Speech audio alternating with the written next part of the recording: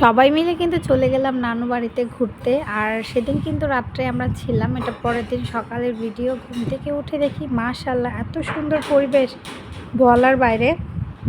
পরিবেশটা একদম ঠান্ডা। সকালবেলা উঠে ঘুম থেকে দেখি বাইরে ঠান্ডা বাতাস হইতেছে, এত ভালো লাগতেছে।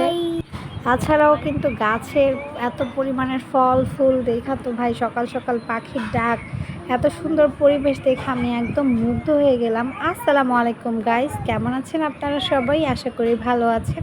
আমিও ভালো আছি, আল্লাহর অশেষ রহমতে। চলে আসলাম আর একটি নতুন ভিডিও নিয়ে। আর ভিডিও শুরুতেই কিন্তু বললাম আমরা সবাই মিলে কিন্তু নানু বাড়িতে চলে আসলাম। আর নানু বাড়ির ভিডিও, ফার্স্ট ভিডিও কিন্তু আমি একটা ছাড়লাম, আর এটা কিন্তু সেকেন্ড ভিডিও। যেহেতু মামার বাসায় সবাইকে দাওয়াত করছে, তার জন্যই কিন্তু মূলত আসা। আর ঘুম থেকে উঠে দেখি যে নানু বাহিরে মুরগিরে খাবার দিতেছে, আর ওইটা আমি নানুর কাছে গেলাম। যাওয়ার পর দেখলাম যে আমাদের নানুর বাড়ির সাইডেই কিন্তু বিশাল বড় একটা স্কুল আছে, সরকারি স্কুল।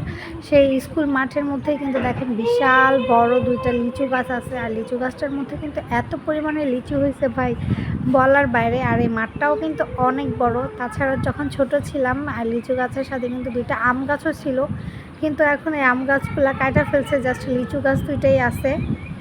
আর তাছাড়া এটার সাথে কিন্তু বিশাল বড় একটা পুকুর আছে, দিঘির পুষ্করণী বলে এটাকে। আর তার সাথেই কিন্তু একটা ঈদগাহ মাঠ আছে, যেখানে নামাজ টামাজ পড়ে। আর যেহেতু বললামই নানুর মুরগির কথা, নানু সকাল উঠেই কিন্তু নামাজ পড়ে মুরগি ছাইরা মুরগিরে খাবার দিতেছিল। আর এই যে আমার নানুর মুরগি, আমার নানু কিন্তু অনেকগুলো মুরগি পালে।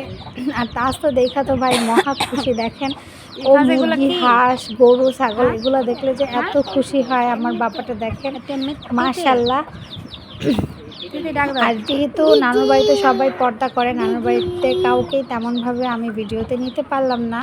জাস্ট নানুর বাড়িতে আসছি বেড়াইতে, খাবো দাবো, এগুলোই জাস্ট একটু শেয়ার করবো আপনাদের সাথে।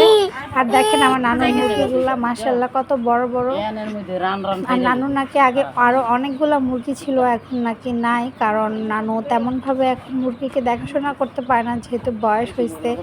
তাছাড়াও নানু অনেকগুলো কিন্তু মুরগির বাচ্চা ফুটাইছিল, সেই বাচ্চাগুলো নাকি মারা গেছে অসুখের কারণে। তারপরে আবার বিড়াল খায়া ফেলছে, নানা কারণে কিন্তু মারা টারা গেছে। আর যেহেতু বললাম না মামার বাড়িতে আজকে দাওয়াত করছে, সেই দাওয়াতের উদ্দেশ্যে কিন্তু আসায় অলরেডি কিন্তু দাওয়াতের রান্নাবান্না বসাই দিছে। আর বাবুর্চি দিয়ে কিন্তু আজকে রান্নাবান্না হচ্ছে। দেখেন প্রথমে কিন্তু গরুর মাংসটা বসাই দিছে এখানে। আর তাছাড়া কিন্তু গরুর মাংস হইতে হইতে এই যে এখানে মুরগি আছে, মুরগি রান্না হবে, গরুর রেজালা, তারপর এখানে কিন্তু আরও আইটেম আছে। এখানে সবাই কাজ করতেছে দেখেন বসে, বাবুর্চির সাথে লোকেরা।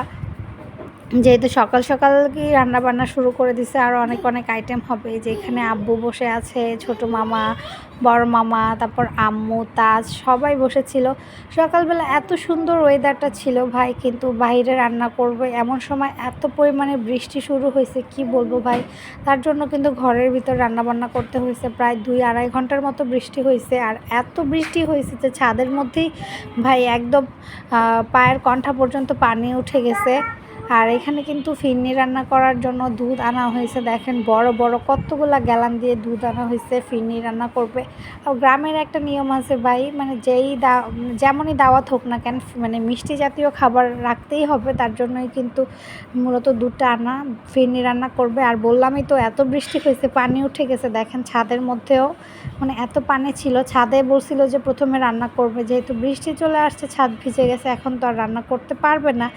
আর যেহেতু দুপুরবেলা সবাইকে খাওয়ার মূল উদ্দেশ্য, আর রান্নাটা তাড়াতাড়ি করে না বসালে তো ভাই দেরি হয়ে যাবে। আর এখানে কিন্তু আজকে হুজুরদেরও দাওয়াত করা হয়েছে, ওমর আর আবদুল্লাহর মাদ্রাসার হুজুর, আর কয়েকটা মাদ্রাসার ছোট ছোট বাচ্চাদের ইনভাইট করা হয়েছে দুপুরে লাঞ্চের জন্য। আর এই যে দেখেন নানুর বাড়িতে মানে ছাদের সাথেই কিন্তু একটা আম গাছ আছে, সেই আম গাছেরই কিন্তু এত পরিমাণে আম হয়েছে, মানে আমের ভারে একদম পড়ে গেছিলো। দেখেন অনেকগুলো আমের মধ্যে কিন্তু দাগ দাগ হয়ে গেছে। তার জন্য কিন্তু মামা এখানে লাঠি দিয়ে একটু ধার করে দিছে, যাতে আমগুলো আর মাটিতে শুয়ে না থাকে। আর এই দেখেন কাঁঠাল গাছেও কিন্তু মাশাআল্লাহ এত পরিমাণে কাঁঠাল হয়েছে। দেখেন ছোট ছোট অনেকগুলো কাঁঠাল হয়েছে। যেহেতু তেমনভাবে আমি কিন্তু কাঁঠালটা লাইক করি না, তারপরও দেখতে কিন্তু অনেক সুন্দর লাগতেছিল। দেখেন এখানে কিন্তু 3টা গাছ আছে, মূলত আম গাছ। এটা কিন্তু নানুদের একদম মেন গেটের সাথেই, একদম ছাদ পর্যন্ত চলে আসছে। দেখেন কাঁঠালগুলো হাত দিয়ে একদম ধরা যাইতেছিল,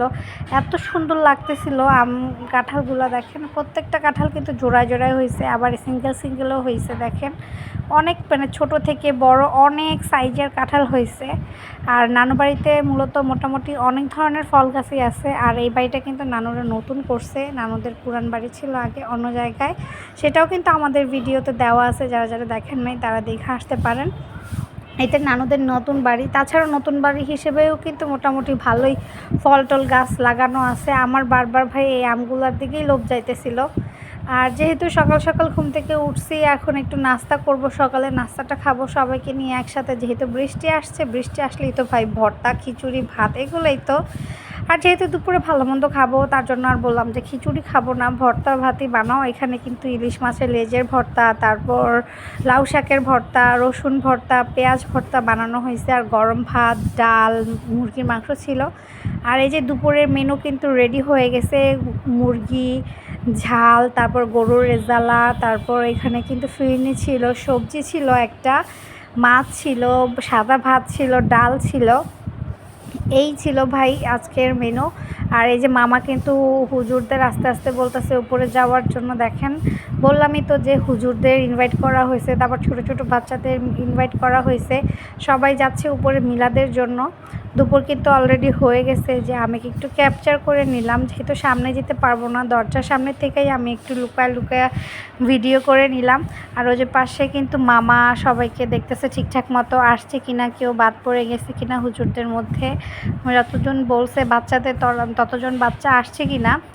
আর এই যে হুজুররা খাওয়ানোর পর কিন্তু আমরা এখন খেতে বসে পড়বো বাড়ির সবাই। এখানে কিন্তু নানুরা আছে, তারপর ইভান্টি আছে, ইভান্টির আম্মু আছে, একটা খালামুনি আছে, আমার বড় মামি আছে, তারপর আব্বু আছে, সবাই আছে এখানে।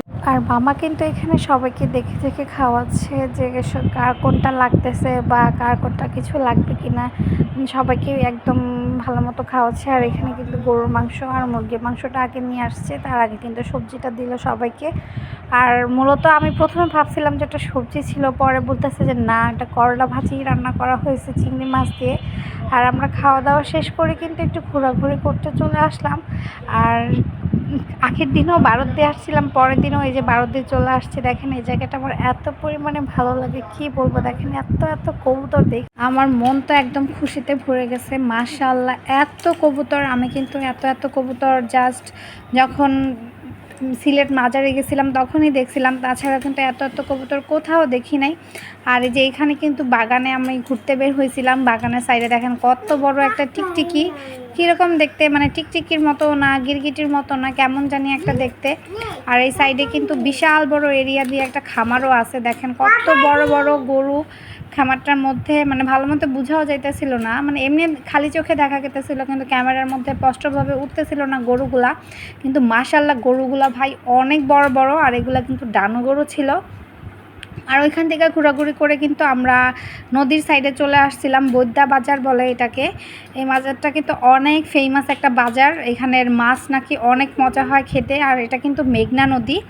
আমরা কিন্তু এখানে চলে আসছি, এত সুন্দর ভাই বাতাস, মাশাআল্লাহ কি বলবো। আর এই যে দেখেন আমরা কিন্তু আস্তে আস্তে ঘাটে নামতেছি। আর যারা যারা গেছিলাম সবাই কিন্তু এখানে ছিল, মামি ছিল, আন্টি ছিল, জেঠি ছিল, তারপর আব্বু ছিল, জেরিন ছিল, তারপর আমাদের একটা নতুন মামিও ছিল এখানে, নূর মামি, মানে আমার মামির ভাইয়ের বউ। মাশাআল্লাহ মামিটা কিন্তু অনেক কিউট ছিল আর অনেক সুইট ছিল, মানে অনেক ফ্রেন্ডলি ছিল। আমার তো অনেক ভাই ভালো লাগছে মামির সাথে, পুরো ফ্রেন্ডলি হয়ে গেছিলাম। আর এইখানে আরেকটা জিনিস চোখে পড়লো, এই নৌকার থেকে দেখেন, এই টলার থেকে কিন্তু একটা নতুন জামাই বউ বের হয়েছে। রিসেন্ট মনে হয় ওনাদের বিয়ে হয়েছে, এখন বাপের বাড়ি থেকে শ্বশুর বাড়ি যাইতেছে মনে হইতেছে। দেখেন হাড়ি ভর্তি কিন্তু পিঠা নিয়ে নিছে, দেখে মানে হাড়ি দেখে আমি বুঝতে পারছি মনে হয় নতুন বিয়ে টিয়ে হয়েছে, হয়তো বা লাকিস টাকিস নিয়ে যাইতেছে।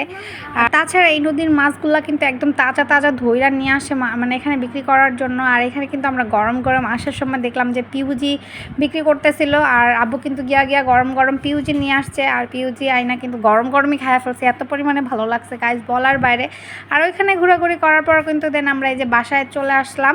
আর আজকের জন্য কিন্তু ভিডিওটা এই পর্যন্তই রাখবো। আমার ভিডিওটা যদি ভালো লেগে থাকে তাহলে প্লিজ লাইক কমেন্ট সাবস্ক্রাইব করে দিবেন। আল্লাহ হাফেজ।